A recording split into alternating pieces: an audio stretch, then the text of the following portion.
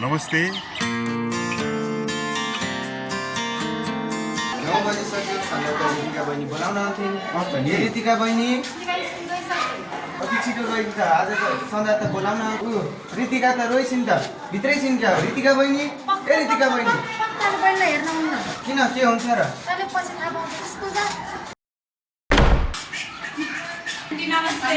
नमस्ते स्कुल हिँड्यौ? हामी त विद्यालय हिँड्यौँ खै त रितिका आज तपाईँले पठाउन रितिकालाई स्कुल। नानी पहिलोचोटि महिनावारी भएछ, यो समयमा बुक हेर्न हुँदैन, छोरा मान्छेलाई 7 दिनसम्म हेर्न हुँदैन, घाम त झनै हेर्नै हुँदैन। यो बेला कुनै पढाउँछ र मेरो छोरालाई स्कुलमा आन्टी यस्तो भएर कहाँ स्कुलमा पढाउनुहुन्छ र स्कुल त हजुरले पठाउनै पर्छ। हजुर जस्तो पढे लेखेको मान्छेले यस्तो कुरा गर्न सक्दैन नि आन्टी। पढे लेखेको भनेर भएन, यति बेला पठायो भने समाजमा अनि म मिलेर बस्दाखेरि मलाई दुनियाँले थुक्छन्, मेरो घरको कुलहरू पनि रिसाउँछन्। अहिले यस्तो आधुनिक समयमा हामी यस्तो कुरा गरेर सुहाउँछ त आन्टी। अहिले आधुनिक समाज भनेर भएन। अब अहिले मैले स्कुल नानीलाई पठाउनु अरे, स्कुल नगएर नानी आन्टी भने के सुविधा खाएर स्कुलमा मैले पठाउनलाई। आन्टी हजुरलाई त हाम्रो विद्यालयमा भएको परिवर्तनको बारेमा थाहा नै रहेनछ नि। नेपाल सरकारद्वारा उपलब्ध गराइएको निःशुल्क सेनिटरी प्याडको पनि प्रशस्त उपलब्ध रहेको छ नि। त्यति मात्रै कहाँ हो र, हाम्रो विद्यालयमा त महिनावारी भएको बेलामा छुट्टी आराम गर्ने कुरा पनि छैन। त्यसमाथि देशभर गर्ल्स भन्ने संस्थाले हाम्रो विद्यालयमा विभिन्न तालिम सञ्चालन गर्दै आएको छ। रितिकाले पनि त्यो तालिम लिएकी छिन् नि। स्कुलमा त त्यति धेरै सुविधा पो रहेछ त मलाई थाहै थिएन। आऊ त छोरी एकछिन यहाँ बसौ, तिमीहरू यहाँ बस्दै गर, म नानीलाई लिएर आउँछु है। नानी पठाउँदैन भन्नुहुन्थ्यो यिनीहरूले गर्दाखेरि त। सक्छौ त तिमी स्कुल जान? अहिले बिहानसम्म त फेरि दुःख भन्दै थियौ त। ल स्कुल जाऊ, मेरो छोरीको ख्याल गर है। आत्तिन भने मलाई फोन गर, म आउँछु लिन। सुन न, सुन्ताल त छोरी नछुनु हुँदैन स्कुल पठाइछ नि त। के सुन्न परेको यस्तो छ्या, हाम्रो त नाकै काटिने त्यसो भने त। हाम्रो पालामा पूजा भए पनि नजाने। अब त त्यसको घर त पानी पनि छुनाउनु नै। कस्तो कुरा गरिराखौ? कस्तो हुने नि सुनिताको? के गरेर त्यसले? सुनिताले त त्यो छोरी पर सर्दा पनि उहाँ स्कुल पठाइछ नि त। सुनिता ठिक त गरिन् नि। छोरी मान्छे भएर छोरी मान्छेको नबुझ्ने तिमीहरू कस्तो छिमेकी हौ? तिमीहरूको पनि त छोरी छ नि।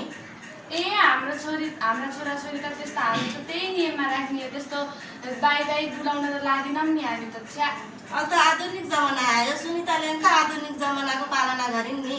समाजमा भएर के कुरा हुनु नि तिमीले कुरा नि? होइन, मैले के गरेर मेरो कुरा काटेको? जे गर्न नहुने त्यो गरिसक्यौ। अब यहाँ के को बोलिछौ र? के गरेँ भन न त, मैले के गरेँ? छोरी नछुने हुँदा स्कुल पठाइछौ। मैले स्कुल नपठाएर तिमीहरूको घर पठाउनु? पठाउने नि। हाम्रो पालामा त हामी त्यस्तो थिएन नि त। हामी पनि पहिलाको जस्तै भएर त हामीले अब समाज परिवर्तन गर्ने होइन र? हो सुनिता, तिमीहरू कहिले छोराछोरीको बारेमा स्कुल कुद्न जान्छ? स्कुल कस्ता कस्ता सेवा सुविधा आइसकेको रहेछ, तिमीहरूलाई केही थाहा? ठिकै मात्र होइन, सही कुरा हो यो त। अन्त नि सुनिताले भनेको कुरा त मलाई असाध्यै ठिक लाग्यो त हौ। मैले ठिकै लाग्यो। तिमीहरूले अहिले आएर अब त हामी 4 जना मिलेर अरूलाई झन् यो जुन यो छ नि हामीमा नकारात्मक सोच त्यसलाई त अब अन्त्य गर्नुपर्छ हामीले। हो, गर्नुपर्छ नि। गर्नुपर्छ। सबै बस्नुहोस् आफ्नो ठाउँमा। सबै ठिकै छौ नि? ल त निकाल त आफ्नो कापी।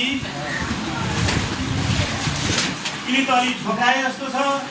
के छ तिमीले लेखेनौ? केही त बोल्दिनन्। यिनीलाई के भयो? पेट दुखेको छ? कति बेलादेखि यो पेट दुखेको? के भयो? त्यो महिनावारी आजै हो? ल न त यिनीलाई चाहिँ नि यसो आराम कक्षमा लिएर जानु पर्यो। ल त बहिनी तिमीहरू सहयोग गर्न सक्छौ? खेप्दैन सर? ए म सर कहिलेबाट हो तिमीलाई यस्तो महिनावारी भएको नानी? कतिको पेट दुखेछ तिमीलाई? ल स्वास्थ्य क्लबको भाइ बहिनीहरू प्रेसरहरू चेक गर त यिनलाई। ज्वरो आएको छ कि चेक गर।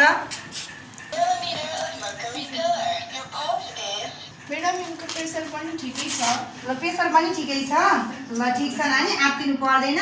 बिबिसा मनतातो पानी लिएर आऊ त नानीलाई। ल नातिकिन आराम गर, बिसेको हुन्छ है तिमीलाई। सबै बालिकाहरूको ऋतिकाको जस्तो जुझ्ने आमा भइदिएको भए कति राम्रो हुने थियो।